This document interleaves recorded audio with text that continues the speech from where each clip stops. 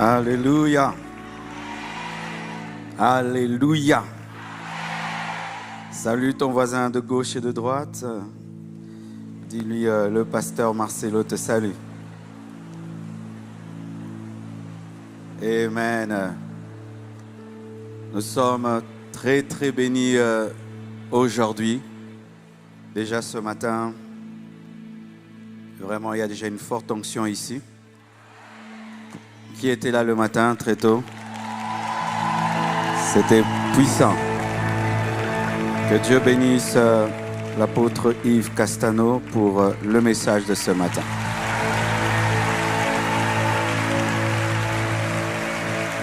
Comme je lui ai dit, j'ai préparé ce culte en suivant sa prédication. Il y avait un tel feu dedans que je parlais en langue et j'écoutais seulement et puis c'est entré. Alléluia.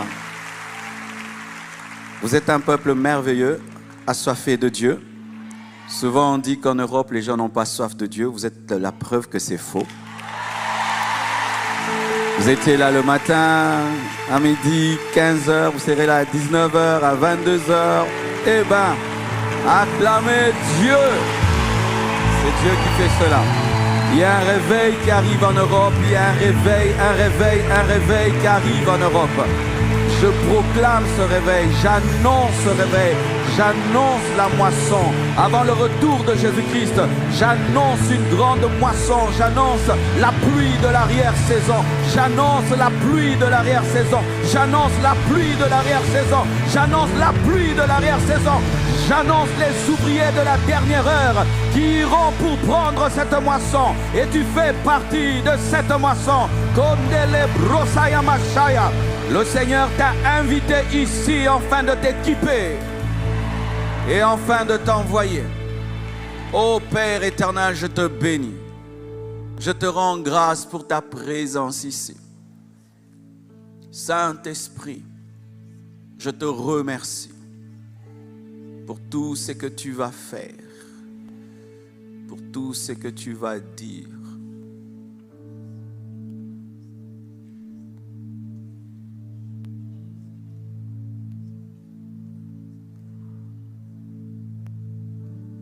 Tu es plus réel que l'air que je respire.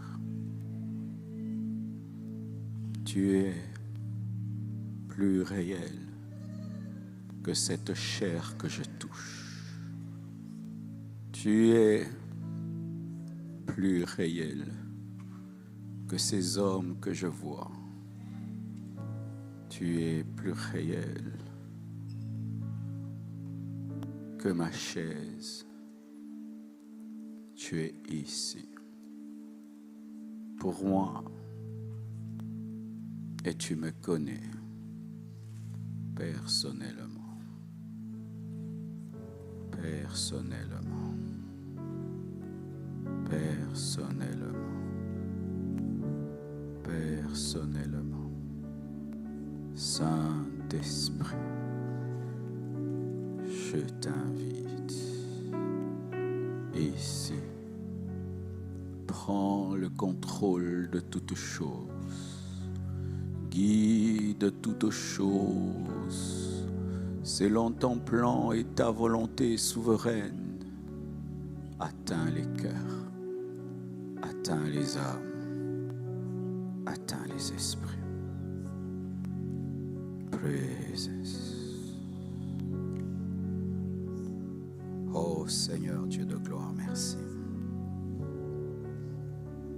Emmanuel est là, ici présent avec moi. Emmanuel est là. Doucement chorale. Emmanuel est là, ici présent avec moi. Emmanuel est là. Lève tes mains. Sois conscient de lui. Emmanuel.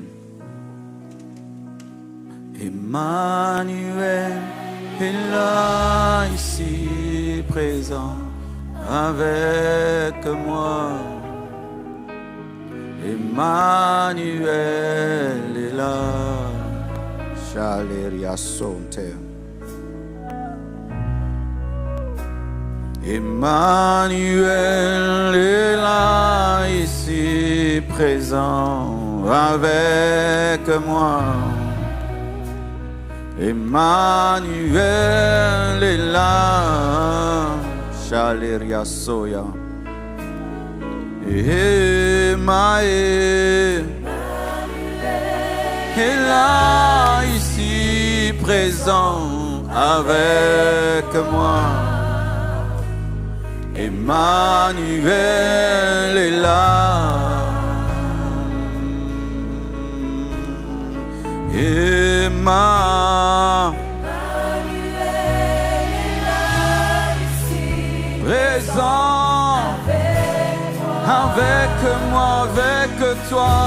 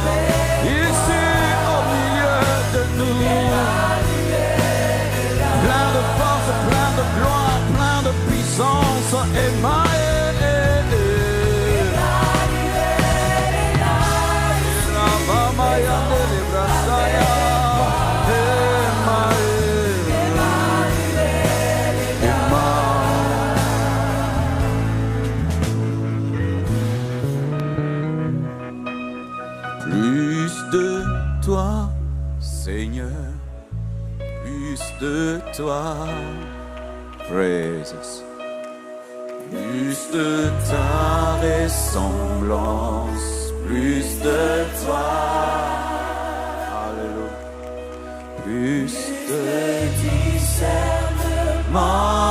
de ta voix, de ta volonté. Seigneur, plus de toi,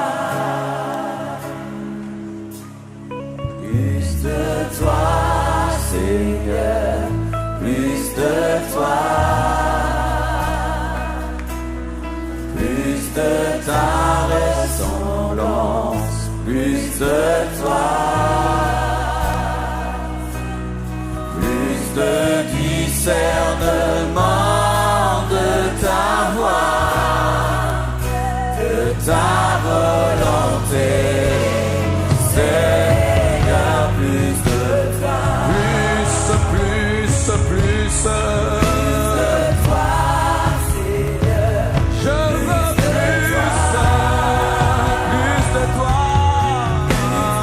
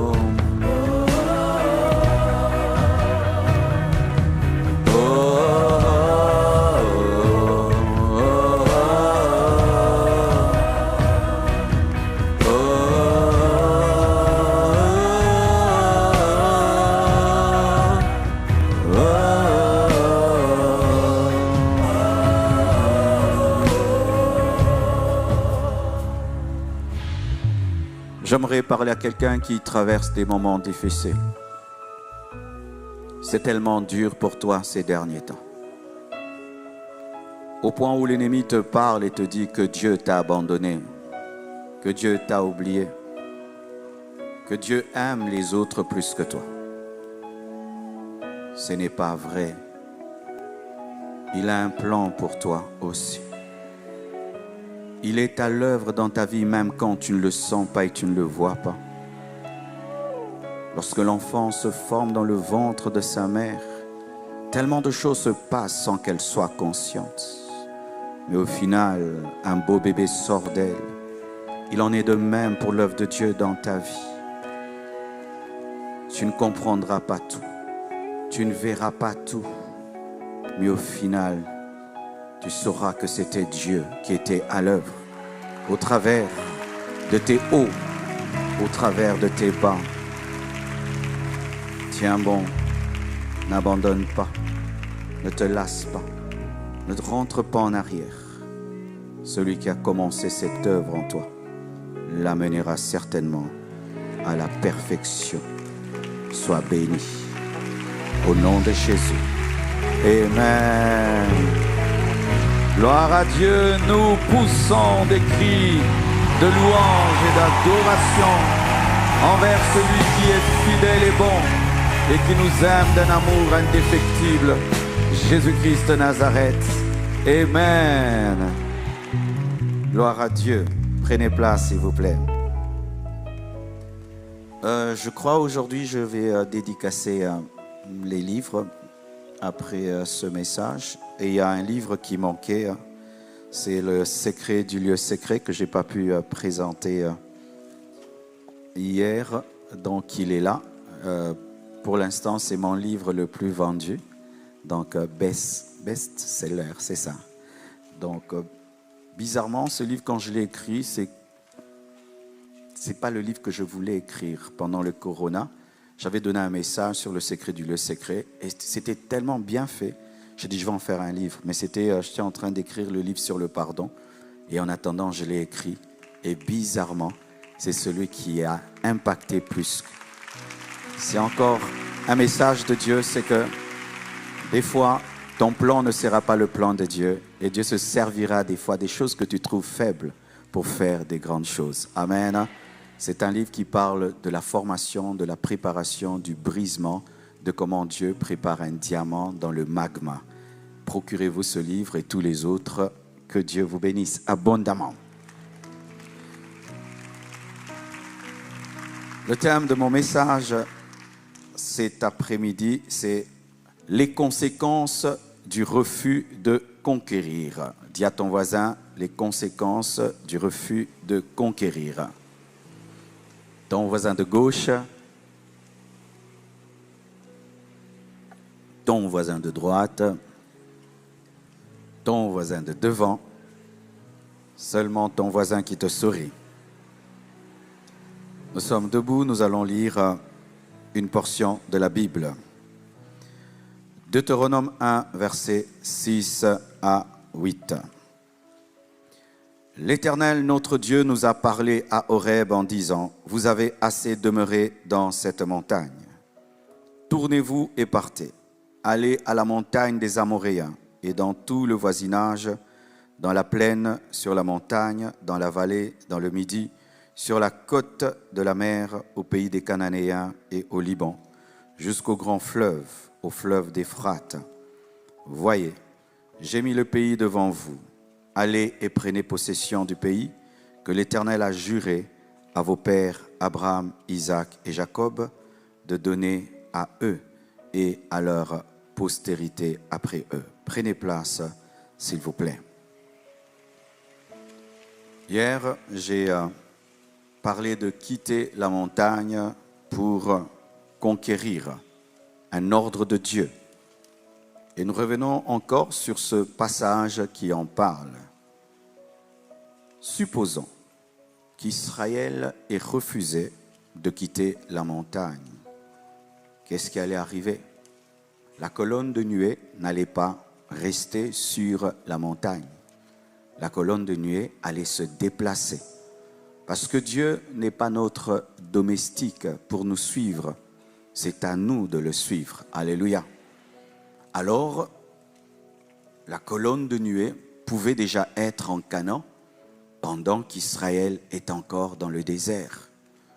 Lorsque nous refusons de conquérir, voici la première chose qui arrive, c'est qu'on prend du retard.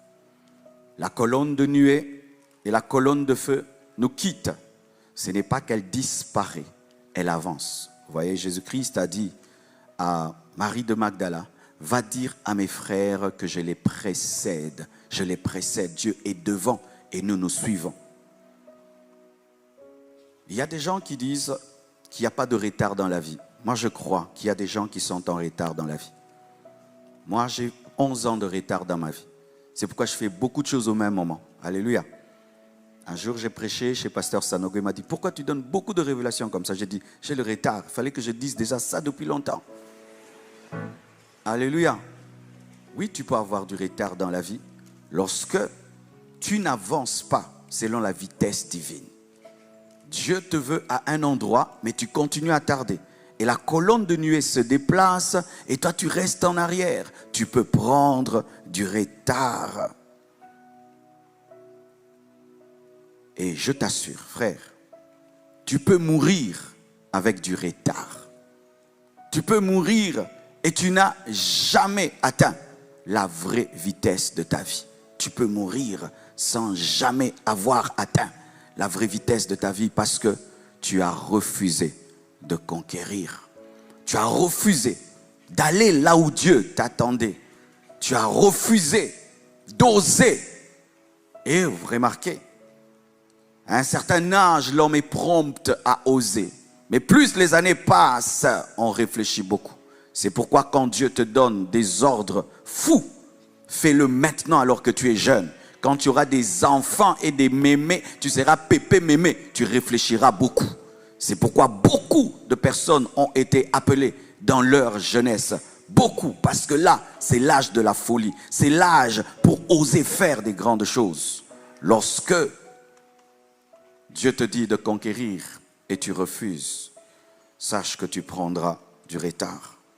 Et Dieu qui dit de racheter le temps ne t'attendra pas parce qu'il a des âmes à sauver, des âmes à gagner, il a des vies à toucher, il a un but à atteindre. Et quand tu dis, Seigneur, je le ferai, je le ferai, je le ferai, je le ferai, Dieu regarde sa montre et il sait que Jésus revient bientôt et qu'il y a une âme qui doit être sauvée. Lorsque nous refusons d'aller, nous perdrons notre onction et les anges de notre mission. Lorsque vous lisez Acte 1, versets 16 à 26, la Bible nous dit que Judas a été remplacé par Matthias. Il avait sa place parmi les apôtres, il avait sa place parmi les disciples, mais il a raté sa destinée et quelqu'un d'autre a été placé. Pour ma part même, je crois que Judas a été remplacé par Paul. Matthias était le choix des hommes, mais Paul était le choix de Dieu. Lorsque tu refuses de conquérir, Dieu va appeler quelqu'un d'autre à faire ce que tu devais faire. Dieu va te remplacer. Dieu est un grand investisseur qui ne gaspille jamais. C'est pourquoi lorsqu'on nous parle de la parabole des talents, qu'est-ce qu'il dit à celui qui avait enterré? Il a dit, il fallait que tu mettes ce talent même dans la banque pour que j'ai des intérêts. Lorsque Dieu te voit, lorsque Dieu te donne une mission et il sent que tu es en train de perdre le temps, il va confier cette mission à quelqu'un d'autre.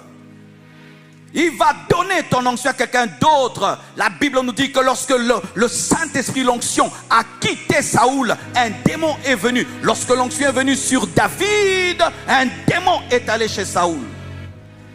Frères et sœurs, l'onction que tu as n'est pas tienne, même si nous disons mon onction. Ce n'est pas ton onction. C'est un investissement divin pour un temps et pour un travail. C'est pourquoi Jésus a dit, l'Esprit du Seigneur est sur moi, car il m'a oint pour. Lorsque le pour de l'onction n'est pas atteint, Dieu cherche un homme qui va atteindre le pour de l'onction. Il n'y a pas de temps et l'onction n'est pas à toi. Jésus est venu auprès des Juifs et les Juifs ne l'ont pas reçu. Il n'a pas perdu le temps. Directement, il s'est tourné vers les nations et il reviendra vers les Juifs quand? Dans la tribulation. C'est dans la tribulation qu'il reviendra. Quand? À la bataille de l'Armageddon, Jésus reviendra. Après combien d'années? Et s'il n'avait pas maximisé le temps, il n'aurait pas l'Église. L'Église est la preuve de la maximisation du temps de Jésus-Christ. Lorsqu'un homme de Dieu vient, il frappe à ta porte 1 fois, 2 fois, 10 fois, 20 fois. Ne pense pas que Dieu va toujours l'envoyer auprès de toi. Lorsqu'un prophète vient toujours derrière toi, Dieu m'a dit, ne pense pas qu'il va continuer à le faire. Dieu va lui dire, va ailleurs. Lorsque Samuel ne faisait que pleurer sur Saoul, Dieu lui a dit, arrête de pleurer sur lui. Toi qui te glorifies, j'ai l'appel, mais je n'aime pas répondre. Il y a des gens qui sont même fiers de cela. Moi, je sais que Dieu m'a appelé, mais je n'aime pas. Frère, il y a un jour, tu n'entendras plus l'appel de Dieu. Dieu va placer quelqu'un d'autre et qui va faire son travail 10 fois mieux que toi, 20 fois mieux que toi. Car sache que lorsque tu es sur le trône, il y a un David qui est derrière les brebis de son père, qui est en train de se préparer à devenir roi. Mais il ne se prépare pas à devenir roi au travers des militaires, mais au travers des brebis. Car alléluia, en gérant les brebis, il est en train de se préparer à te remplacer. Tu n'es pas le seul à qui Dieu parle. Tu n'es pas le seul qui entend la voix de Dieu. Tu n'es pas le seul qui entend évangélisation. Il y a d'autres qui entendent. Mais c'est ton temps pour cette moisson-là. Et si tu ne comprends pas, quelqu'un d'autre le fera. Dieu n'a pas de chouchou. Le grand Moïse a été remplacé. Remplacé par qui? Pas par un prophète. Il a été remplacé par un domestique. Il a été remplacé par un militaire. Un homme qui n'a jamais vu le buisson ardent a remplacé le grand Moïse. Même si tu es un grand Moïse, tu peux être remplacé par un Josué. Lorsque tu refuses de conquérir, Dieu va confier même tes anges à quelqu'un d'autre. Les anges, ce sont des militaires. Tu es général d'armée, on te donne un bataillon.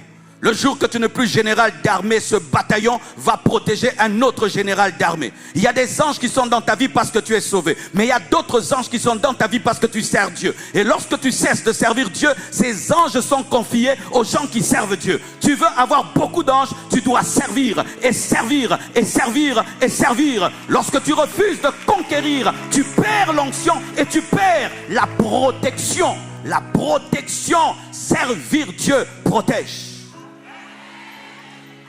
Dès que quelqu'un devient général d'armée, du coup, il y a un bataillon à sa porte. Il ne demande pas, parce que les fonctions qu'il a font qu'il soit protégé. Et lorsque tu deviens un général de Dieu, un général dans l'évangélisation, tu ne demanderas pas les anges. Les anges viendront te protéger parce que tu es important. Mais quand tu vas arrêter de le faire, Dieu va les confier à quelqu'un d'autre. Si nous pouvions être conscients de cela, mes frères et sœurs, Dieu te dit le matin, prie. Tu ne pries pas, quelqu'un d'autre prie. Dieu te dit le matin, va. Tu ne vas pas, quelqu'un d'autre va. Pendant 1 année, 2 ans, 3 ans, tu crois que Dieu viendra tout le temps. Oh mon fils chéri, oh mon fils chéri, oh mon fils chéri. Frère, Dieu n'a pas que toi comme chouchou. D'ailleurs, son vrai chouchou, c'est Jésus-Christ. Mais Jésus-Christ est mort à la croix parce qu'il a porté tes péchés.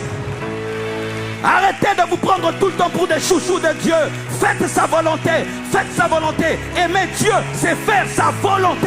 Aimer Dieu, c'est faire sa volonté. Alléluia.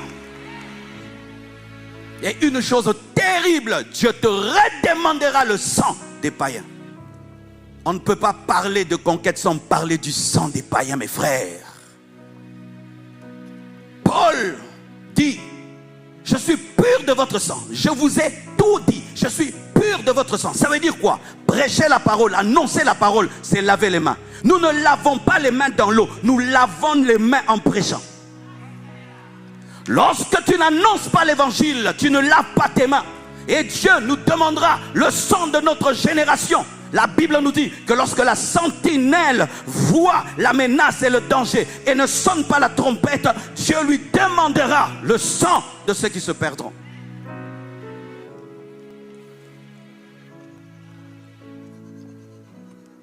Dieu te demandera le sang de ton père, le sang de ta mère, le sang de tes frères, le sang de ton quartier, le sang de ta génération. Dieu te demandera cela parce que tu es une sentinelle. Au dernier jour, mon frère, tu seras étonné de croire que Dieu était content de toi alors que tu as poireauté sur la terre. En train de venir à l'église, chanter, danser, tu rentres, tu chantes et tu danses. Depuis que cette année a commencé, tu as gagné combien d'âmes? Tu as amené combien de personnes dans cette église? Cette semaine, as-tu parlé de Jésus-Christ? As-tu déjà fait accepter quelqu'un, Jésus? Est-ce que tu sais comment ça se passe? Le miracle de la nouvelle naissance, où tu prêches un homme, il était païen, et puis il est transformé, changé. Le bonheur de voir un homme recevoir la sémence de Dieu, être bouleversé au point où ses parents ne peuvent le reconnaître. As-tu déjà expérimenté cela? Alléluia! Un jour, mes frères, on m'invite à prier pour une fille. Je prends du temps et je prends du temps. À un certain moment, j'y vais. J'arrive au coin de la venue. Je vois des feuilles, signe d'un deuil. Je m'approche et j'entre. Et c'était cette fille-là. Elle était morte. Mes frères et sœurs, j'ai tué cette fille en prenant trop de temps. Elle était morte. Je suis reparti. Donc Dieu voulait que je puisse l'amener à Christ avant sa mort. Mais j'étais très occupé pour le faire. Des mois après, je suis en train de recevoir au bureau. Et puis un jeune frère vient encore dire, Papa, il y a mon grand-père qui est malade. Est-ce que tu peux venir prier pour lui? J'ai voulu lui dire, attends, je dois recevoir des gens et puis je viendrai. J'entends la voix de Dieu me dire, tu veux tuer cet homme comme tu as tué l'autre. J'ai arrêté de recevoir. Je l'ai accompagné. J'ai trouvé un homme de 60 à 70 ans. Je lui ai annoncé l'évangile. Le grand-père a reçu Christ. 2 jours, 1 jour après, il est mort. Si je ne l'avais pas fait. Si je ne l'avais pas fait. Un jour, un pasteur va dans un deuil et il s'assied à côté du cercueil. Et tout d'un coup, il est pris d'un sommeil et il voit la fille qui était dans le cercueil en train de lui dire, Pasteur, tu vois là où je suis parti? Tu venais tous les jours ici. Tu me parlais de tout, mais tu ne me disais jamais de donner ma vie à Jésus. Pasteur, tu vois, le pasteur a pris la vision, a pris ses clics et ses claques et est parti. Mes frères et sœurs, ce n'est pas de la blague. J'ai refusé toute ma vie de devenir un pasteur. Être pasteur, c'était une honte dans ma famille. Dans ma famille, on méprisait les pasteurs, on insultait les pasteurs, on disait qu'ils étaient des mendiants. Je suis devenu chrétien, mais j'avais un mépris pour les pasteurs. Et un jour, Dieu me dit de devenir pasteur. Tout sauf ça. J'ai refusé l'appel de Dieu. Mais un jour, quelque chose m'a vaincu. Alors que nous étions à l'église, la puissance de Dieu est tombée sur moi. Je suis tombé par terre. J'ai commencé à entendre des gens qui disaient, Marcelo, viens nous prêcher l'évangile. C'était des millions de personnes. J'avais 21 ans. Et puis j'étais par terre. Le culte prend fin. Tout le monde rentre à la maison. Je n'arrivais pas à me lever. J'étais comme scotché par terre. Et Dieu me disait, qu'est-ce que tu veux que je te fasse pour que tu répondes à mon appel? Frères et sœurs, ce jour-là, j'ai dit à Dieu, je te servirai. Parce que j'avais compris ceci. Qu'en refusant de répondre à l'appel de Dieu, je tuais la vie de plusieurs personnes. Des millions et des millions et des millions et des millions. Et je ne pouvais savoir qu'en ce temps-là, à 21 ans, Dieu me réservait un ministère avec un impact international. Je ne pouvais savoir. Lorsque j'entendais ces voix dans mes oreilles, je pensais que ça allait être un peu grand. Tu ne peux imaginer combien d'hommes et de femmes peuvent être sauvés au travers de toi. Tu ne peux imaginer combien d'hommes et de femmes attendent seulement que tu ouvres ta bouche pour qu'ils soient sauvés. Dieu te demandera le sang. Le sang, il te demandera le sang. Il te demandera les âmes, parce que l'âme est dans le sang. Il te demandera les âmes. J'irai quand je veux. Je ne veux pas aller. Et ça ne me convient pas. Dieu te demandera le sang. Les Macédoniens ont crié dans les oreilles de Paul pour demander qu'il vienne leur annoncer l'évangile. Ils voulaient aller à Jérusalem, mais il s'est détourné pour aller vers eux. Et voilà qu'un réveil a explosé en Macédoine. Un jugement est sur ta vie, toi qui ne prêches jamais l'évangile. Un jugement est sur ta vie, toi qui viens et qui t'amuses à être chrétien, à écouter, frères et sœurs. Pendant que nous sommes négligents, l'islam est en train de croître. Pendant que nous sommes négligents, ils sont en train de gagner des territoires et des territoires. L'Afrique du Nord commence à être remplie de l'islam pendant que nous jouons à l'église. Tu vas voir une église de 3500 personnes, seulement 100 personnes qui sont engagées à l'évangélisation. 100 personnes seulement sur 3500 personnes. Et comme nous avons commis l'erreur de faire des départements d'évangélisation, certains se sont dédouanés et disant « Oh non, ça c'est pour eux et pas pour nous ». Dans l'église primitive, il n'y avait pas le département d'évangélisation, ni le département d'intercession, ni de chorale. Pourquoi? Parce qu'il fallait que tout le monde adore, tout le monde prie, tout le monde gagne les âmes. C'est pourquoi un diacre comme Philippe pouvait déclencher un réveil. Dieu te demandera le sang de tes enfants, papa. Toi qui pries et tes enfants sont à la maison en train de regarder des films sur Netflix. Dieu te demandera le sang de ton mari que tu traites de démon. Dieu te demandera le sang de ta femme que tu traites de sorcière. Dieu te demandera le sang de tes enfants.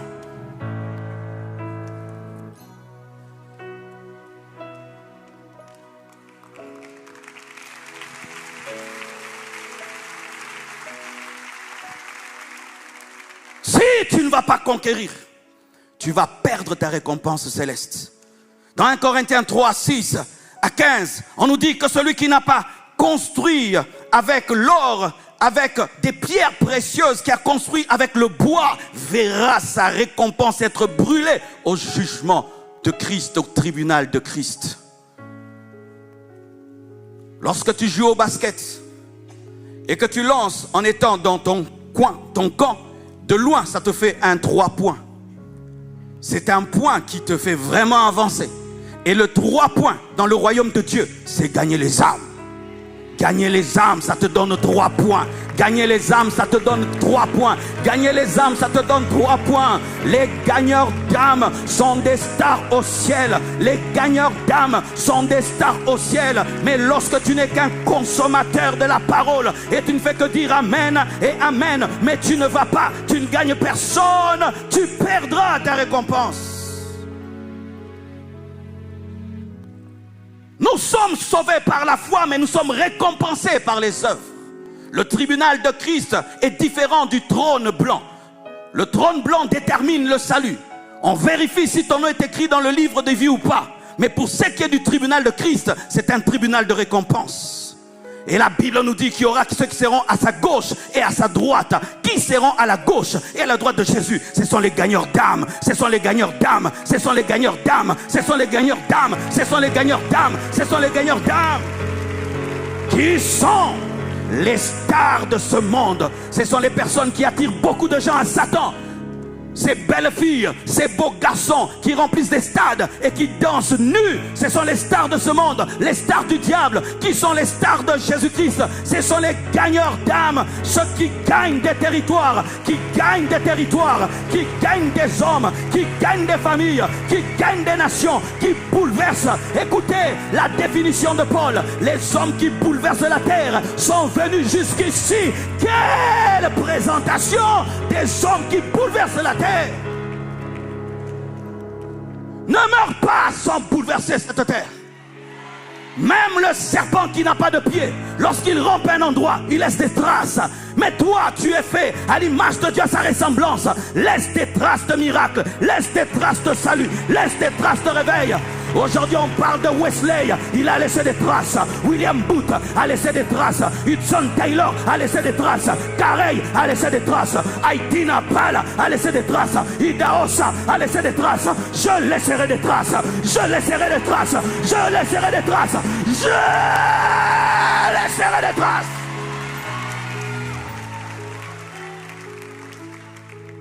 Tu n'es pas venu sur cette terre pour te promener. Tu es venu pour impacter. Tu dois entrer dans l'histoire de l'Église. Tu dois entrer. Et j'aimerais vous dire que l'acte des apôtres n'est pas clôturé. Nous sommes en train d'écrire jusqu'ici le livre des actes des apôtres. Nous sommes dans le chapitre 40. Il était une fois à Paris, il y eut une conférence et Marcelo prit la parole et il annonça la parole. Tu peux écrire ton chapitre de la Bible, tu peux écrire ton chapitre de l'histoire. Les actes du Saint-Esprit, les actes des apôtres, ce sont les actes du Saint-Esprit.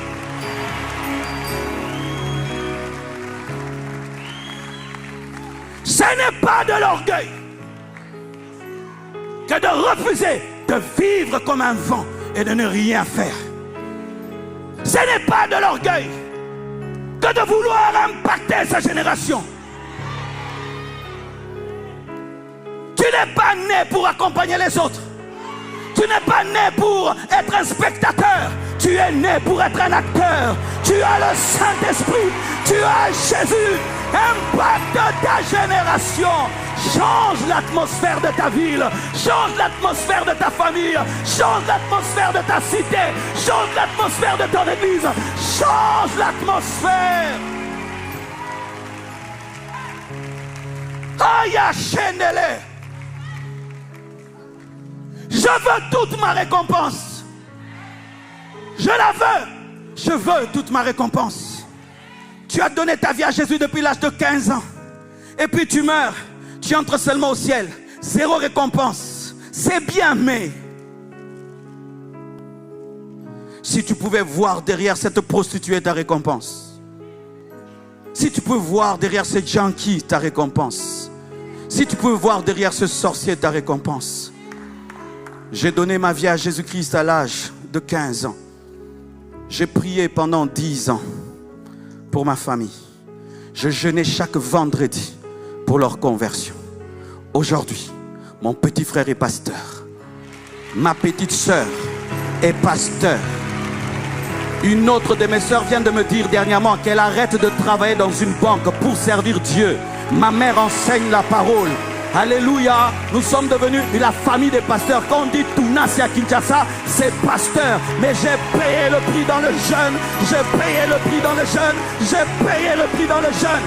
J'avais maigri, j'avais 45 kilos. 45 kilos. Ne suivez pas ce ventre. C'est le ventre de l'exaucement. 45 kilos. Paye le prix de la prière, de la prédication, jusqu'à ce que tu verras ta famille venir à Jésus-Christ et tu les présenteras comme un bouquet de fleurs. Donne-moi un amen. Donne-moi un amen.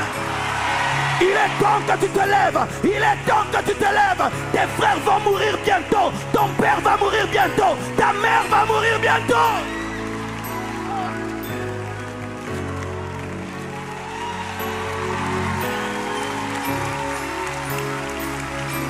Oh Dieu, imagine que ta chère maman va en enfer. Ta chère maman, éternellement perdue. Vous savez comment est l'enfer? En enfer, on n'est pas en groupe, on est seul. On nous présente l'enfer en groupe, c'est la religion. Quand vous lisez la Bible, on est seul en enfer. Parce que si on va en enfer en groupe, il y a la consolation. L'enfer, c'est une prison où on est seul éternellement. Et en enfer, il n'y a pas de lumière. On est dans les ténèbres. Le feu de l'enfer n'éclaire pas. En enfer, on a soif éternellement. En enfer, il y a des vers éternels qui rongent l'homme. En enfer, on désire une goutte d'eau comme un bidon de 5 litres. En enfer, la souffrance est éternelle. La perdition est éternelle. Ton enfant risque d'aller en enfer. Ta famille risque d'aller en enfer. Ton cher papa que tu dis papa, éternel. éternellement perdu alors que toi, tu avais sa solution. Tu es un meurtrier, tu es un assassin, tu es un sorcier. Quand mes livres préférés, en dehors des livres sur la théologie, c'est l'histoire des révivalistes, des hommes comme Wesley, des hommes comme Finney. Quand je lis leurs livres, je les dépose et je me dis, est-ce que moi je suis né de nouveau? On raconte l'histoire d'un gars, Brenner je crois. Il est allé prêcher au Peau-Rouge. On lui a dit, ils vont te tuer. Il a dit, ils me tueront mais je les sauverai d'abord. Et il est allé prêcher les Peau-Rouges. Et il est mort là-bas. Heureux d'être mort pour eux. Comment ils avaient ce cœur? C'est parce qu'ils entendaient de tels messages. Je ne suis pas contre les messages sur le mariage. Je ne suis pas contre les messages sur la bénédiction. Mais ce sont les choses secondaires.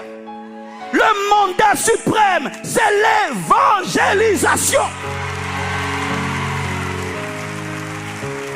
Nous ne présenterons pas à Dieu nos voitures au dernier jour. Nous ne présenterons pas à Dieu nos maisons au dernier jour. Nous présenterons les âmes. Nous présenterons les âmes. Paul appelle ses disciples sa couronne. Les âmes sont la couronne. Ta couronne a combien d'étoiles? La Bible dit que ceux qui seront intelligents brilleront, resplendiront comme le ciel. Mais ceux qui auront enseigné brilleront comme des étoiles. La brillance des étoiles est supérieure à la brillance du ciel. Lorsque tu connais et tu ne communiques pas, tu es comme le ciel. Mais lorsque tu communiques, tu brilles comme le soleil.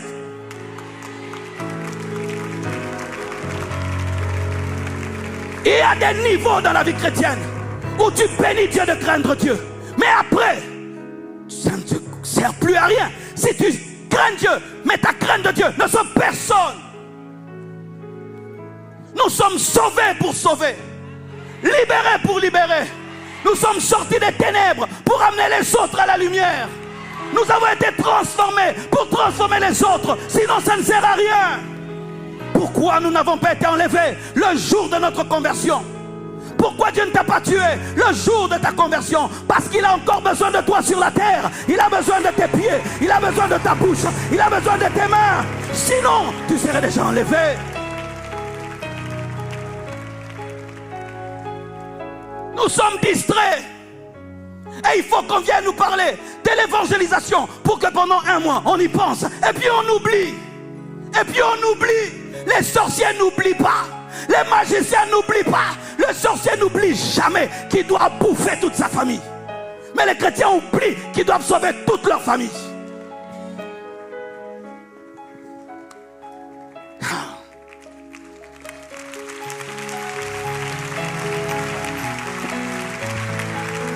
Et l'église, en matière d'évangélisation, est devenue un monstre.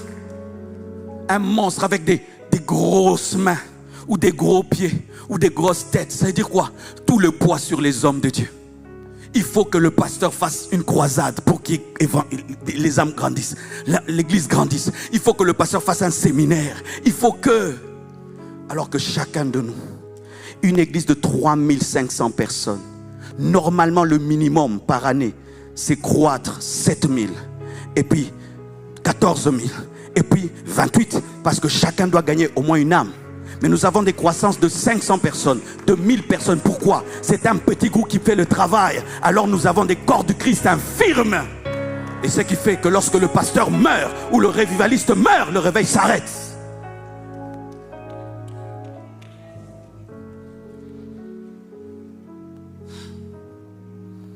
Qu'est-ce qui arrive? Lorsqu'on refuse d'aller conquérir, on tombe dans le péché. La Bible dit au temps où les rois vont en campagne, David a décidé de rester à la maison. C'est quand il a vu Bathsheba. Bathsheba n'a pas été créé lorsqu'il est resté à la maison.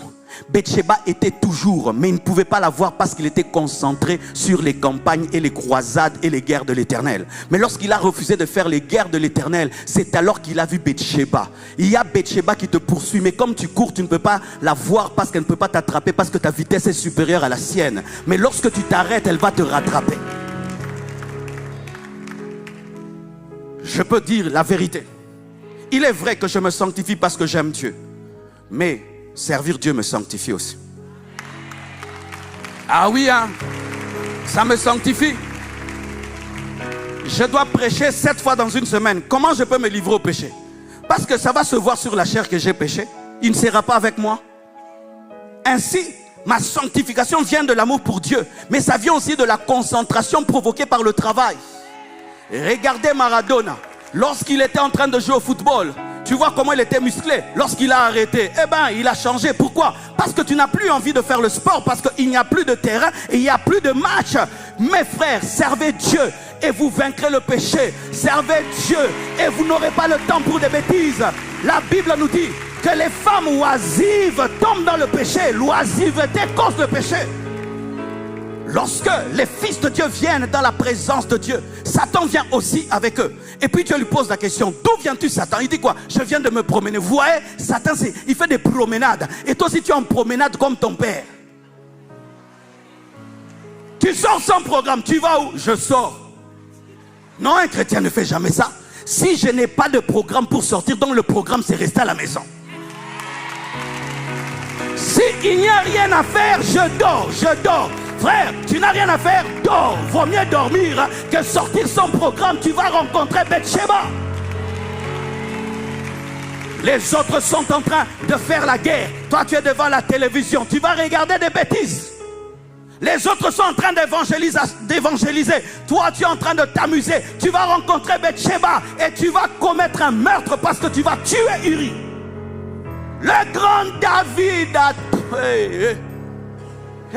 Où étaient passés les cantiques? Frère, même si tu chantes, tu peux tomber. Même si tu prêches, tu peux tomber. Même si tu vibres, rimbro, soukot.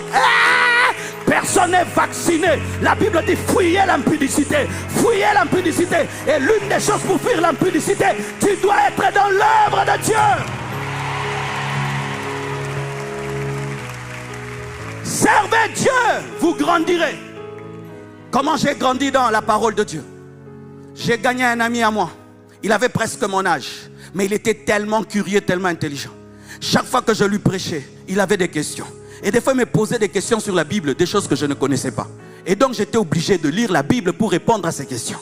De deux, il me donnait tout le temps des témoignages de sa croissance. Oh frère Marcelo, j'ai fait 2 jours à sec. Moi-même, je n'ai même pas encore fait, mais mon fils fait. Moi aussi, j'ai fait 3 jours, même si je vais mourir.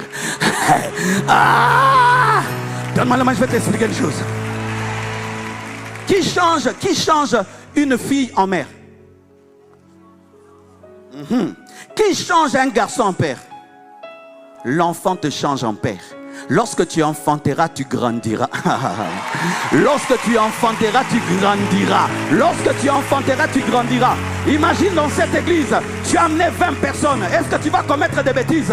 Est-ce que tu vas fuir la conférence? Tes disciples vont t'appeler. On ne te voit pas, on ne te voit pas, mais nous on vient. C'était terrible. Tu viendras. Je prie que Dieu te donne d'enfanter, d'enfanter, d'enfanter. Enfante et tu grandiras. Enfante et tu grandiras. Enfante et tu deviendras davantage spirituel. Enfante et tu seras poussé à demeurer fidèle. Enfante et tu seras obligé d'être un modèle. Enfante et tu seras obligé d'éveiller sur ton témoignage pour ne pas être une source de scandale. Enfante et tu ne feras plus ce que tu veux, parce que la Bible dit que tu dois même te priver de manger de viande si ça peut être une occasion pour quelqu'un. Ainsi tu ne feras plus ce que tu veux, parce que les pères ne font plus ce qu'ils veulent. Ils font tout pour garder en vie les fils.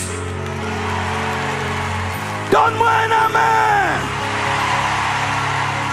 Si vous ne savez pas, vous nous faites grandir. Hein? Vous nous faites grandir. Quand vous entrez dans nos bureaux, vous nous posez des questions qu'on n'a jamais posées à Dieu. On va les poser nous aussi. Quand vous avez la soif de Dieu, on est obligé aussi d'avoir la soif de Dieu. Quand tu viens là, tu vois un peuple qui veut écouter la parole. Tu dois bien prêcher. Même si tu ne veux pas, tu dois bien prêcher. Si vous ne savez pas, vous nous faites grandir. C'est pourquoi, remarquez, c'est très rare qu'un sportif puisse battre son record dans l'entraînement. Tu as déjà vu un sportif qui bat son record dans l'entraînement? Non. Il a besoin qu'il y ait 20 à côté qui veulent battre le record. Et 20 à côté. Et là, il va décupler sa force. Et il va décupler. Tu dois engendrer à gauche, engendrer à droite, et ensemble, et tu diras, moi et mes fils, nous sommes des signes et des présages pour cette génération. Donne-moi un amen. Tu dois enfanter.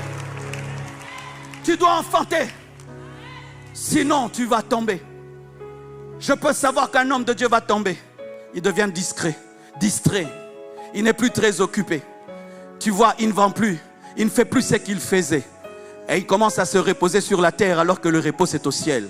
Quand seulement je vois ça, sans vision ni prophétie, je sais ce qui se passe dans ta vie. Car les mauvaises herbes n'ont pas besoin d'être arrosées pour croître. Elles ont besoin seulement que tu ne fasses rien. Et ça grandira. Chaque fois que tu vois une belle pelouse, il y a un travail qui est fait. Et quand tu arrêtes de travailler, les mauvaises herbes vont venir. L'orgueil va venir. L'impudicité va venir. Des choses sales vont venir. Mais quand tu bosses, tu es en train d'arranger, d'enlever, d'arranger, d'enlever, d'arranger, d'enlever. Oh, j'aimerais te dire la vérité. Que je te dise la vérité. Des fois, avant de prêcher, c'est que je te prêche, je me prêche moi-même d'abord. Je dois d'abord moi-même arranger et puis je prêche.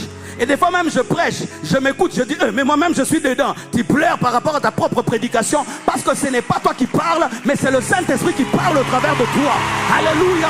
Lorsque tu sers Dieu, ça te gardera dans la sainteté. C'est pourquoi Paul dit, je n'ai pas encore atteint la perfection, mais je fais une chose, je cours, je cours, je cours, je cours, je cours, je cours, je cours. Courez jusqu'à la mort, courez jusqu'à l'enlèvement, courez jusqu'à la mort, courez jusqu'à l'enlèvement. Mon plus grand rêve, c'est de mourir en train de prêcher. À l'âge de 90 ans. Pas maintenant. Tu prêches et puis tout d'un coup, boum. Hey, glory. Là vraiment, leur bus t'a pris. Là 380. Qu'au lieu de mourir sur une prostituée dans une chambre à New York. Oui, il y en a, on les trouve là-bas. On ne sait même pas expliquer aux enfants ce qui t'est arrivé. Crise cardiaque.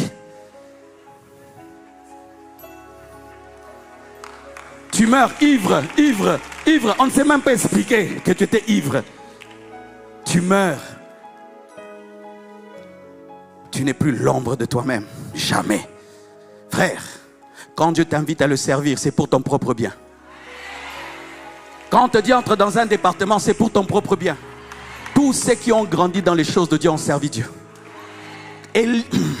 Élisée était serviteur d'Élie. Tu ne peux pas devenir grand si tu ne sers pas. Tu ne peux pas grandir sans servir. Arrêtez d'être des gens qui disent je ne fais rien dans cette église-là, c'est un péché. Comment tu ne peux rien faire pour celui qui a tout fait pour toi? Comment tu peux venir regarder d'autres chrétiens comme toi servir Dieu? Et souvent j'ai remarqué, les gens qui critiquent beaucoup, ce sont ceux qui ne servent pas Dieu. Quelqu'un qui sait la douleur de servir Dieu, il est compatissant, il est compréhensif, parce qu'il sait que ce n'est pas facile. Ce n'est pas facile de servir Dieu. Quelle lutte, quel combat. Cette nuit, des principautés démoniaques m'ont visité dans ma chambre. Cette nuit, des géants sont venus me visiter et je les ai chassés et je suis venu te prêcher. Mon frère, c'est un combat, c'est une lutte. Et si tu attrapes une flèche, et j'ai déjà attrapé une flèche, je serai compatissant parce que je sais que tu es au front. Et lorsqu'on est au front, on attrape des flèches, mais il ne faut pas mourir. Il faut te ressaisir, il faut relever nos champions et les amener à l'hôpital.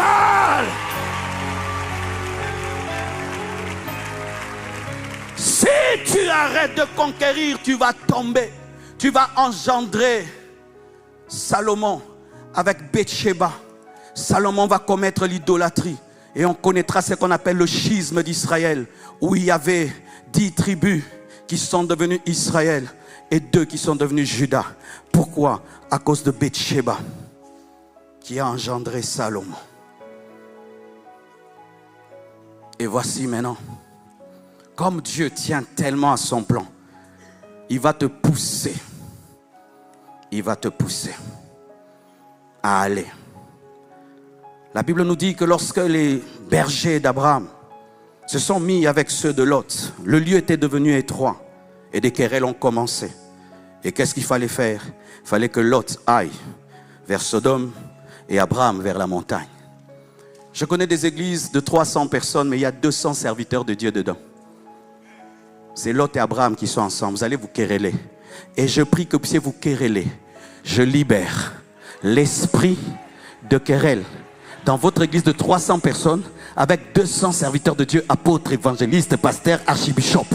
Querellez-vous pour vous séparer. Parce qu'on ne peut pas être à 300 dans une église et on a 200 serviteurs, des évangélistes de nom qui ne font rien du tout. Je connais des églises comme ça où tout le monde veut s'asseoir devant. Et ils sont à 200. Et ils regardent 100 personnes. Il faut qu'on porte le sac de tout le monde. Tout le monde a un titre. Tout le monde a sa chaise. Quand le pasteur prêche, ils dorment. Ils attendent leur tour pour prêcher à 100 personnes alors qu'ils sont à 200. Je prie que votre église se divise. Je prie qu'il y ait des problèmes dans votre église. Que vous puissiez vous chamailler et que celui-ci aille à gauche, l'autre à droite pour que l'œuvre de Dieu soit faite. Donne-moi la main, je vais t'expliquer quelque chose. Vous savez qui a rendu Sarah stérile? C'était Lot. Tant que Lot est là, Sarah n'engendre pas. C'est quand l'autre part que ça engendre. Oui. Regardez bien, vous allez voir. Va lire. Frères et sœurs, il y a des gens, tant qu'ils sont dans ta vie, tu ne commences rien. Il y a des relations qui bloquent le ministère. Il y a des amitiés qui bloquent le ministère. Il y a des lots qui bloquent le ministère. Il est temps que tu puisses te séparer. Mais comme toi, tu ne prends des décisions que quand tu es en colère. On t'insultera et tu te fâcheras et tu feras la volonté de Dieu. Je prie qu'il y ait des querelles. Je prie qu'il y ait des querelles. Parce qu'il y a des paix qui sont contre le plan de Dieu. 200 hommes de Dieu pour 100 fidèles. Divisez-vous. Divisez-vous. On viendra recoller les morceaux après. Parce qu'après aussi Abraham a prié pour Lot. Donne-moi un amen. Donne-moi un amen. Si tu ne pars pas, Dieu va faire tarir le torrent. Dieu envoie Élie au torrent de Kérit. Et là, le corbeau le nourrit. La viande, et il boit. Il va bien. Mais Dieu sent que ce prophète-ci va vivre que du corbeau et il va vivre que de cette eau.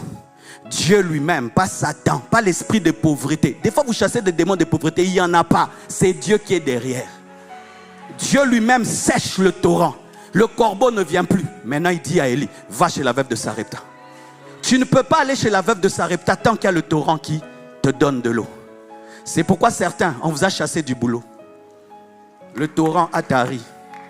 Même si tu cherches à le ressusciter, il ne ressuscitera pas parce que c'est Dieu qui l'a tué.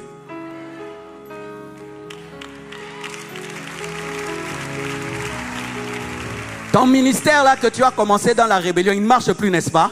Arrête-le, c'est la preuve que ça n'a pas marché. Va t'humilier auprès de ton père qui prie pour toi que tu ailles chez la veuve de Sarepta. Je prie que les torrents de Kérit tarissent parce que la veuve de Sarepta a besoin d'un miracle. Elle a besoin d'un miracle. Dieu va amener des problèmes financiers et matériels pour que tu puisses répondre à son appel. Parce que le confort dans lequel tu vis t'empêche de répondre à l'appel. C'est pourquoi Dieu va faire tarir ton torrent. Dieu va bloquer les affaires. Dieu va bloquer les choses et tu seras obligé de chercher Dieu. Hey, donne-moi la main, hein? Il y a des femmes. Vous avez un appel de Dieu, vous ne voulez pas servir Dieu parce que votre mari vous aime trop. Il va commencer à vous faire du mal, votre mari. Comme ça, Jésus sera ton seul mari. Et tu chanteras, mon époux Jésus, mon époux Jésus, mon époux Jésus. Je sais ce que je dis, hein. Je sais ce que je dis. Il y a certaines personnes, quand on les aime trop, elles se contentent de l'amour du mari. Il est temps, maman, que tu puisses servir Dieu. Sinon, il y aura des querelles entre toi et ton mari et tu chanteras des cantiques. Donne-moi la main, hein. Donne-moi la main. Il y a des torrents qui vont tarir, mais ce n'est pas l'esprit de pauvreté, c'est le temps de Dieu pour passer à autre chose. Dieu étant le maître des temps et des circonstances, sait combiner les circonstances afin d'engendrer son plan. Et des fois, il se sert de la pauvreté, il se sert des problèmes pour nous pousser dans sa volonté. Qu'est-ce qui arrive lorsqu'on refuse d'aller? Il va faire qu'on te vende. on te trahira. Écoute, tu peux avoir des visions que tu règnes sur tes frères, mais tu ne connais pas le chemin qui amène au règne. Mais la jalousie de tes frères va te conduire sans que tu le saches. Car des fois tu penses que tu régneras en passant par la porte alors que tu sortiras d'une prison. Mais personne ne peut t'amener en prison en t'aimant. Il faut qu'on te haïsse pour t'amener en prison parce que là-bas tu as un rendez-vous avec quelqu'un qui connaît le roi.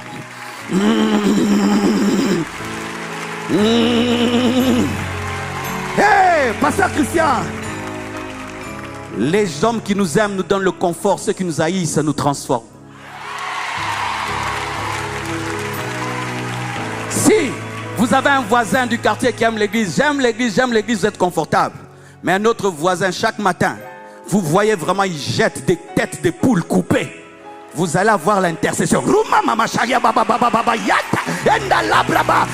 prie qu'on puisse te combattre. Je prie qu'on puisse te persécuter. Je prie qu'on puisse te combattre. Je prie que tu aies des combats qui vont te changer en gagnant, en combattant. Je prie que Dieu engendre la jalousie, la haine, qu'on te jette, qu'on te vende. Et un jour, tu finiras dans la présence du Pharaon. Tu finiras dans la présence du Pharaon. Lorsqu'on veut qu'un cheval aille vite, qu'est-ce qu'on fait? On le cravache, et il court, et il court, et il court. Et des fois quand Dieu voit que tu vas lentement, il permet au diable de te toucher, il permet à la jalousie de te toucher. Et la Bible dit que toute chose concourt au bien de ceux qui aiment Dieu. Toute chose travaille dans le même laboratoire pour ton bien. Le positif et le négatif travaillent ensemble pour qu'il y ait la lumière. Et dans ta vie, les ténèbres et la lumière travaillent ensemble pour que tu répondes au plan de Dieu. Bientôt, tu seras jalousé.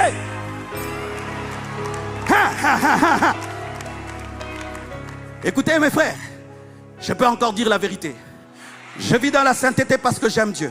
Je vis dans la sainteté aussi parce que je sers Dieu. Mais je vis aussi dans la sainteté parce qu'il y a beaucoup qui attendent ma chute. Vous ne mourrez pas. Vous attendrez longtemps. Caméra, vous attendrez longtemps. Vous attendrez 10 ans, 20 ans, 30 ans, 40 ans. Vous attendrez longtemps. Je sais que vous attendez. Je sais que vous priez pour ça. Je sais. Mais c'est vous-même qui allez tomber. Et je viendrai assister à votre chute. Mais moi, je veux prier pour votre relèvement. Moi, je veux prier pour que Dieu vous restaure. Vous attendrez longtemps. Sincèrement, moi, je ne vis pas comme ça. Je vis comme ça.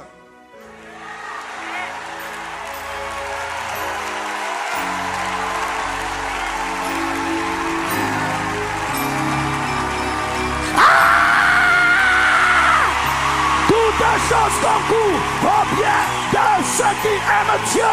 Dieu se sert même des choses difficiles pour nous pousser.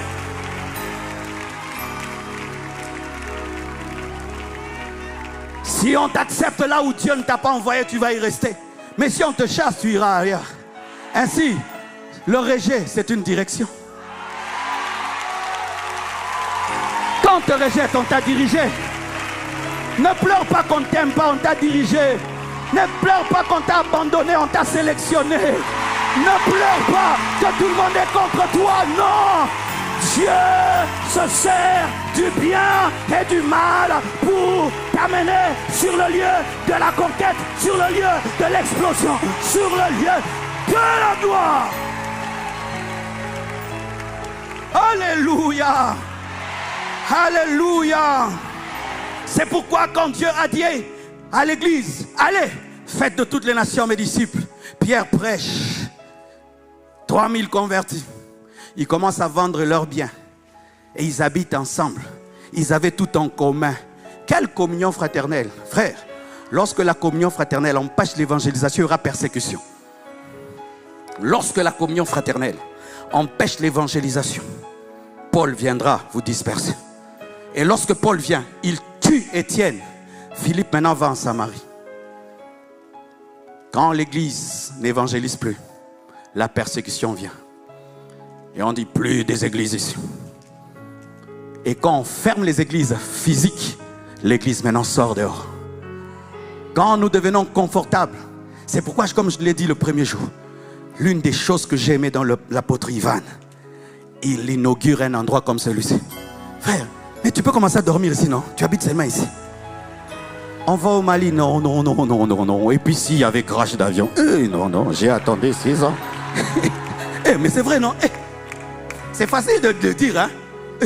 Tu vas plus voyager? Tu prends soin maintenant de ta cité royale.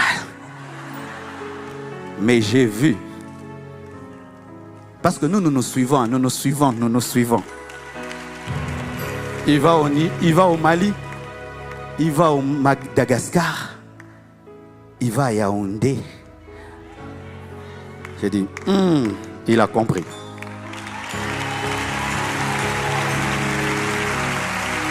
Même si tu te maries, prêche l'évangile. Même si tu as des millions, prêche l'évangile. Même si tu as tout, prêche l'évangile.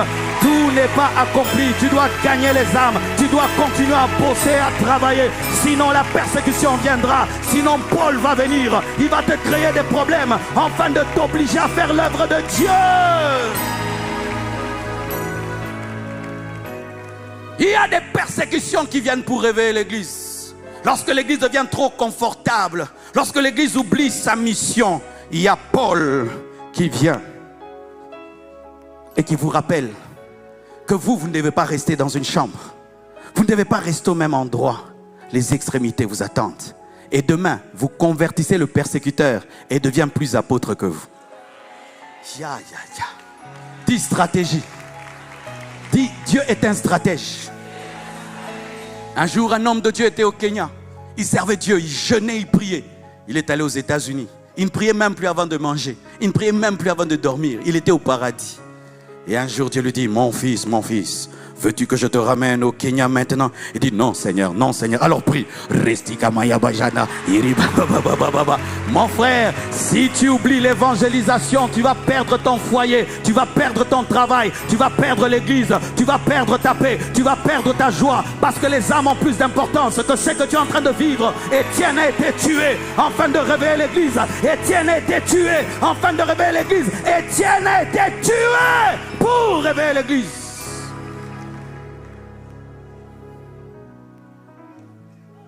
Alléluia. Et si tu vas, des signes, des prodiges et des miracles t'accompagneront. Si tu vas, Philippe, tu iras en Samarie et ton ombre guérira les malades. Paul, Pierre plutôt, on prendra des linges, on les mettra sur ton corps, on les amènera et les gens seront guéris. La Bible dit, tout pouvoir m'a été donné. Allez, faites de toutes les nations mes disciples. Et la Bible dit, il les accompagnait par les miracles qu'il accompagnait. C'est dire quoi? C'est que Jésus faisait, tu le feras. Les miracles n'accompagnent que ceux qui vont. Tu veux voir les miracles, va. Tu veux voir des miracles, va. Les premiers grands miracles ont commencé dans mon ministère où? Au Botswana. J'avais fait un jeûne de 40 jours. Quand je finis le jeûne de 40 jours, je vais au Botswana.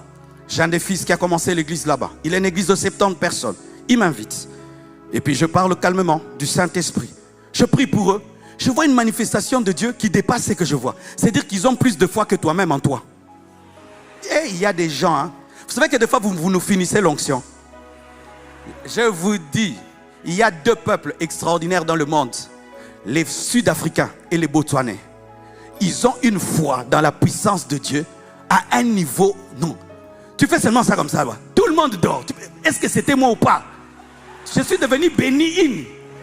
Je te dis, tu pries comme ça, il voit la main de Dieu. Et voici, comme ils croient que tu as Dieu, ils m'ont amené des cas qu'on ne m'a jamais amené au point où je dis, mais ayez pitié de moi. Parce que quand eux, tu dis que tu es homme de Dieu, donc Dieu est avec toi. Et ils sont comme ça. Frère, je prêche, je parle, les miracles, les prodiges, ils me prennent au mot, au mot. Le matin, mes frères, je dors calmement.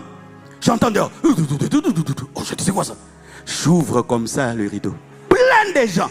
Des paralytiques, des aveugles, des gens avec des cœurs. Je dis, oh, ça c'est quoi? Ce n'était pas à ce niveau-ci quand même. Je prêchais seulement. Ah, tu as cherché, hein? Tu verras.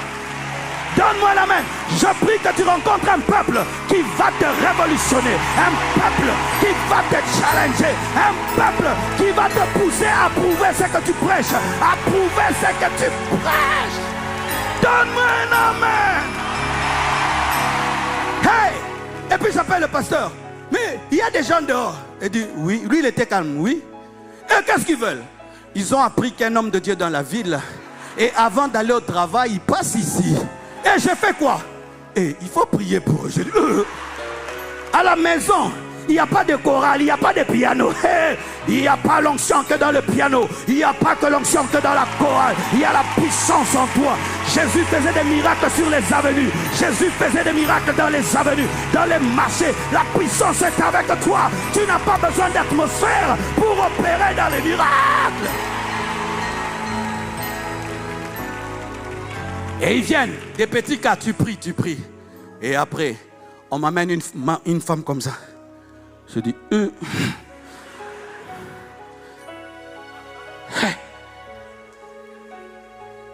Et puis, quand je vais prier normalement, tu m'as dit, non, prends de l'huile, prie, oins ses pieds. Je prends l'huile, je oins ses pieds, je prie, ses pieds se redressent. Quand ses pieds se redressent, ça m'a créé maintenant les problèmes. Parce qu'elle sort, je suis guéri. Ya. Les gens quand sont venus avec des cas, j'ai dit, ce n'est pas l'église, c'est la maison. Je n'ai même pas encore fait mon culte matinal. Frère, nous n'avons pas reçu la prière comme un sauveur et Seigneur. Si ça te trouve, tu n'as pas encore prié. Tu as la prière en toi. Je prie, Rouma, dedans je prie. Dedans je prie. Je suis en train de t'imposer les mains, mais dedans, je commence à faire le culte matinal parce que je n'ai pas eu le temps de le faire. Et puis on m'amène un garçon avec une canne. Et il s'assied. Je prie pour lui. Et puis je dis amen. Et puis Dieu me dit, c'est tout. Je dis, c'est tout. Il dit non. Si tu crois qu'il est guéri, tu lui arraches sa canne. Je dis, oh, maintenant si je lui arrache, et puis il ne marche pas, on fera quoi ici? Et Dieu m'a dit, qu'est-ce que tu as à perdre? Qui n'a jamais échoué dans la vie? Même les grands évangélistes que vous voyez là, il y a beaucoup qui ne marchent pas, mais ils ne montrent pas. Je ne suis pas là pour montrer ce qui ne marche pas, je montre seulement ce qui marche. Stratégie. Je lui impose les mains, et puis, je dis, ben, je n'ai pas le choix. Je lui prends la canne. Maintenant, je le regarde. Et puis, quand il voit que j'ai pris la canne, parce qu'ils ont une foi, même plus que toi-même, il se lève et il marche. J'ai dit non, c'est dedans. J'ai dit, c'est dedans. C'est dedans. On a commencé une croisée d'évangélisation. Les malades étaient guéris, les captifs étaient délivrés. Quand je suis rentré à Kinshasa, mon ministère a changé. Mon ministère a changé jusqu'aujourd'hui. Botswana, que Dieu te bénisse, Botswana. Je bénis tous les fidèles de Botswana et le pasteur Olivier Kizika. Que Dieu vous bénisse.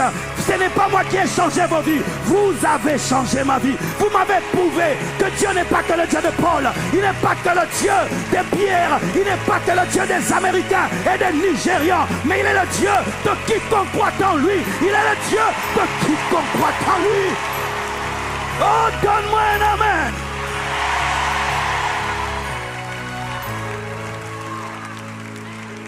Des miracles doivent t'accompagner. Des signes doivent t'accompagner. Allez prier pour les malades. Allez imposer les mains. Allez chasser les démons. Allez démontrer le Dieu qui est en vous. Car Jésus-Christ est le même hier, aujourd'hui et demain. Mandelero soutele baba shaya. Maintenant je termine. Avec une telle atmosphère, normalement tu devais déjà jeter ta béquille. C'est quelque chose que les francophones doivent comprendre aussi. Que quand l'atmosphère de Dieu est là, même si le pasteur n'a pas dit malade soyez guéri, comme Dieu est là, et que je suis dans la présence du docteur de docteurs, je jette ma béquille. Ce lieu est un centre de miracles. Ce lieu est un centre de guérison. Ce lieu est un centre de miracles. Lorsque tu viens dans le culte et que l'atmosphère est chargée, jette ta béquille, jette tes lunettes, jette, et tu verras les miracles. La Bible dit, tout ce que vous demanderez en priant, croyez l'avoir reçu et vous le verrez s'accomplir. Il m'a dit aujourd'hui de prier pour les malades. Et voici comment on va faire. Je vais prier pour vous là-bas. Quand tu guéris, tu viens t'agenouiller, mais tu ne dépasses pas les rails. Ne dépassez pas les rails. Amen. Tu viens t'agenouiller ici. Mais je crois qu'il y aura des guérisons ce soir. Je crois que le cancer va disparaître. Je crois que les yeux vont s'ouvrir. Je crois que les oreilles vont s'ouvrir.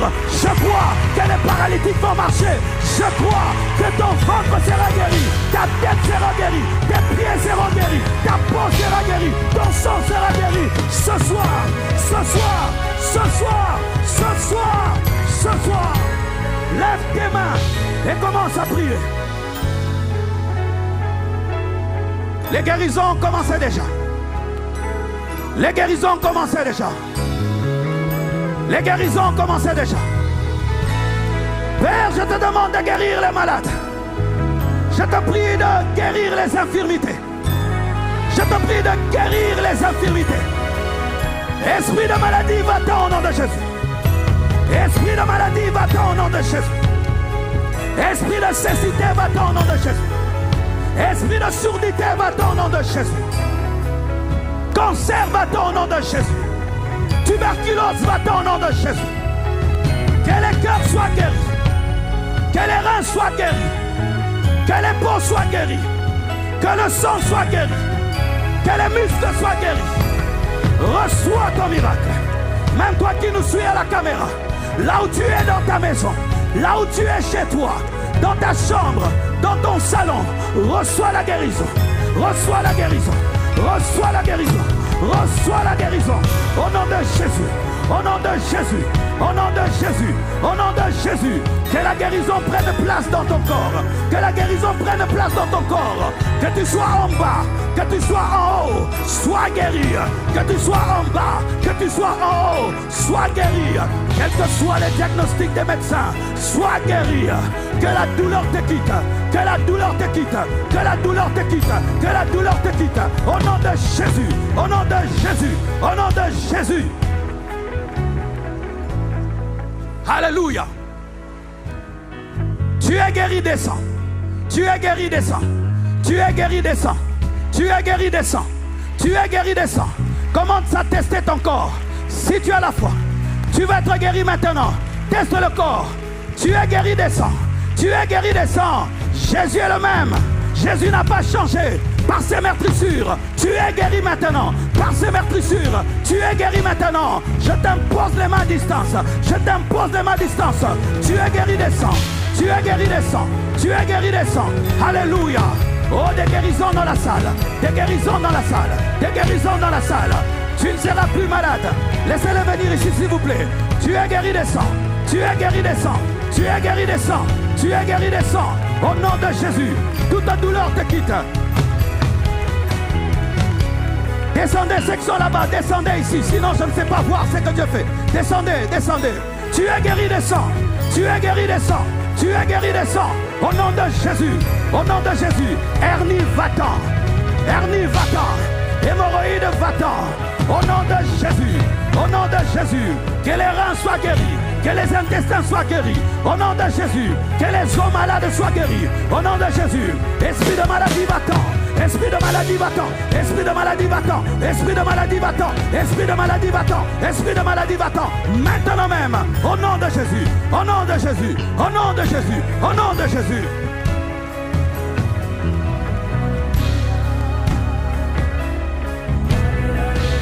Viens seulement t'agenouiller pour attester ta guérison. Alléluia. Alléluia. Gloire à Dieu pour ses guérisons. Gloire à Dieu. Qui a lâché ses béquilles? Montrez ses béquilles. Gloire à Dieu. Oh, gloire à Dieu. Donne ça. Au nom de Jésus, je déclare que tu n'auras plus besoin de ces béquilles. Au nom de Jésus, je prie, Père, que cet enfant n'ait plus besoin de ces béquilles. Plus jamais et plus jamais. Au nom de Jésus-Christ de Nazareth. Au nom de Jésus. Au nom de Jésus. Recevez la guérison. Recevez la guérison. Recevez la guérison. Totalement guéri. Totalement guéri. Il y a une pluie de guérison. Il y a une pluie de guérison. Il y a une pluie de guérison. Il y a une pluie de guérison. Il y a une pluie de guérison. Il y a une pluie de guérison. Il y a une pluie de guérison. Il y a une pluie de guérison. Il y a une pluie de guérison. Il y a une pluie de guérison.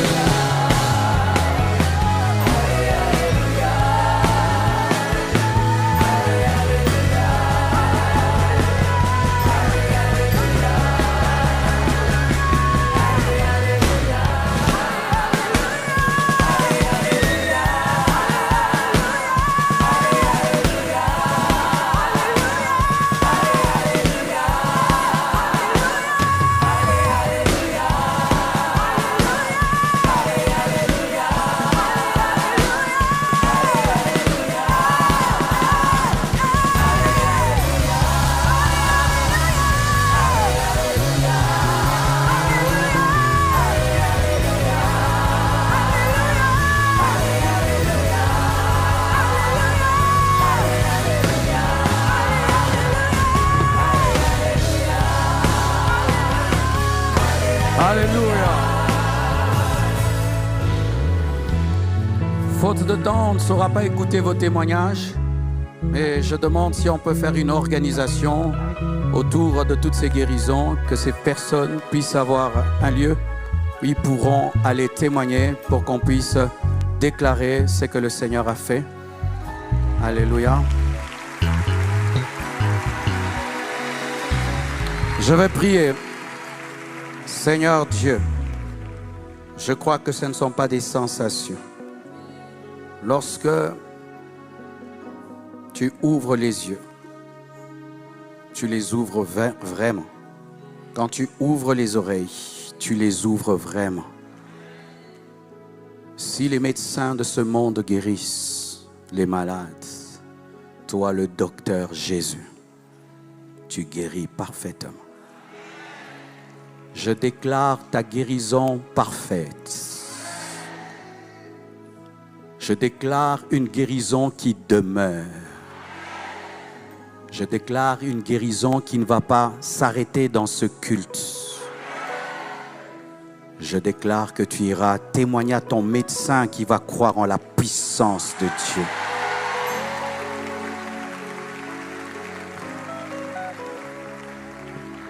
Je déclare que tu n'auras plus ces douleurs, tu n'auras plus ces infirmités, que tu ne vas plus dépenser ton argent dans des hôpitaux, que tu vas dormir comme un bébé. Je déclare que cet esprit qui voulait écourter ta vie n'écourtera pas ta vie. Tu vivras longtemps, tu vivras longtemps, tu vivras longtemps. Tu es guéri, tu es guéri. Tu es guéri au nom de Jésus. Amen. Acclamons le Seigneur, que Dieu vous bénisse.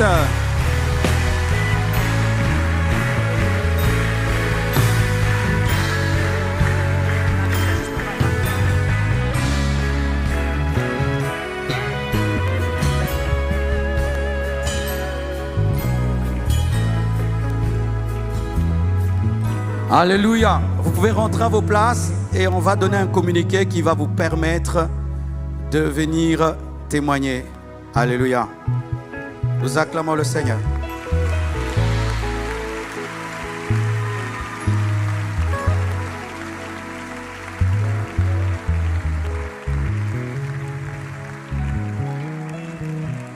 Nous allons faire une offrande à l'honneur de celui qui a agi ce soir au milieu de nous. Nous acclamons le Seigneur Jésus, le docteur des docteurs, les médecins des médecins.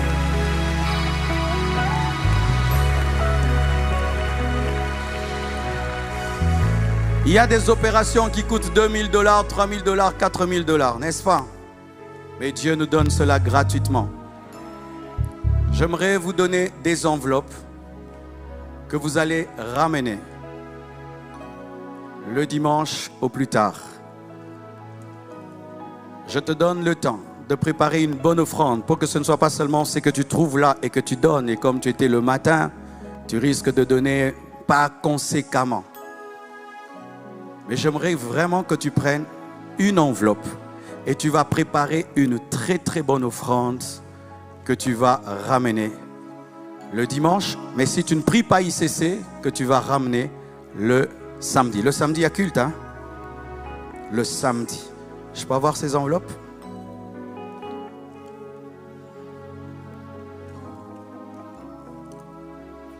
Seigneur Dieu de gloire, au nom de Jésus-Christ de Nazareth, je prie pour quiconque, Seigneur Dieu de gloire, le dimanche, va ramener une offrande de cœur pour te célébrer, te glorifier pour tout ce qui s'est passé, Seigneur Dieu de gloire, pendant cette semaine royale. Je prie, Père, que tu fasses des appels de fonds dans les cœurs, dans les âmes, dans les esprits, comme tu l'as fait avec Abraham pour Isaac. Qu'ils entendent ta voix, parler d'offrande, parler de sacrifice, au nom de Jésus-Christ de Nazareth. Amen. Que chacun de nous prenne une offrande, prenne une enveloppe, que chacun de nous prenne une enveloppe. Les hommes de Dieu vont distribuer, le service de protocole va le faire, mais ne rentre pas sans prendre une enveloppe pour une offrande le dimanche. Et même vous qui nous suivez en ligne, faites de même. Je crois que des coordonnées sont présentées pour faire une offrande en ligne. Approchons-nous, s'il vous plaît.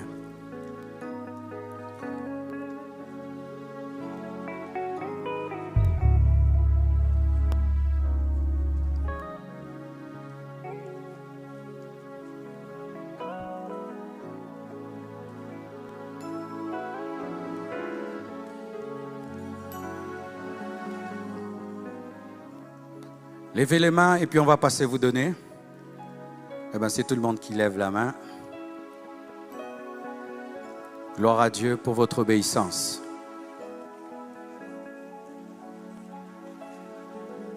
Mais donne quelque chose qui te fait mal, où tu sens vraiment que tu as donné. La Bible dit que celui qui donne en pleurant récolte avec joie et chant d'allégresse. Si tu n'es pas prêt maintenant, prends le temps pour ramener vraiment quelque chose qui te coûte, quelque chose qui te touche.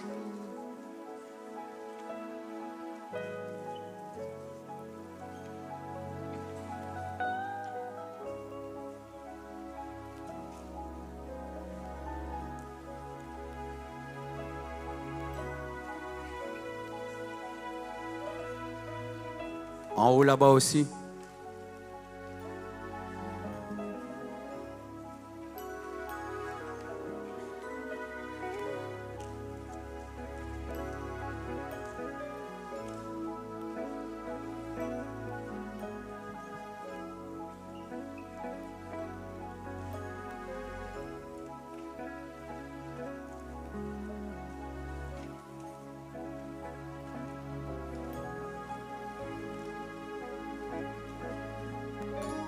Si tu as pris ton enveloppe, tu te tiens debout et tu lèves ton enveloppe.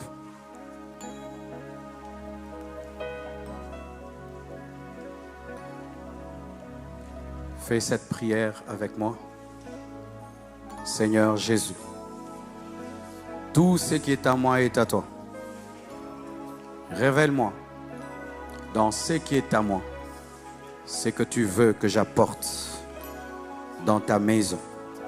Au nom de Jésus. Amen. Soyez bénis. Merci beaucoup.